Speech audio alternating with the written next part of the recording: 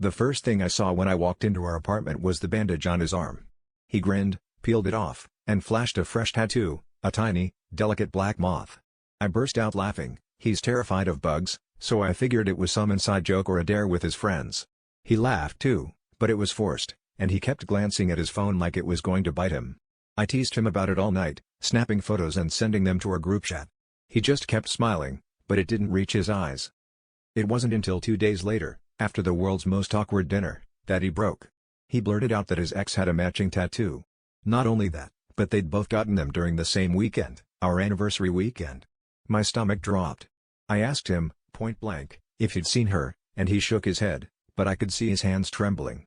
He swore it was a coincidence, that they'd just been talking, but the more he tried to explain, the more his words tangled into knots. It was obvious he was lying. We screamed at each other until our throats hurt. He accused me of being too suspicious, and I accused him of being a hypocrite. He stormed out, slamming the door so hard a picture fell off the wall. I sat there, staring at that stupid moth on his arm, picturing her with the same one, maybe even laughing about me. The betrayal wasn't just about the tattoo, it was that he'd been with her, emotionally or physically, on the one weekend that was supposed to be ours. Days passed. He came back, begging, promising it was nothing. But the truth twisted inside me. I'd been so obsessed with keeping him from slipping away that I'd ignored all the signs. The twist? I realized I'd rather be alone than keep fighting for someone who'd already left me in every way that mattered.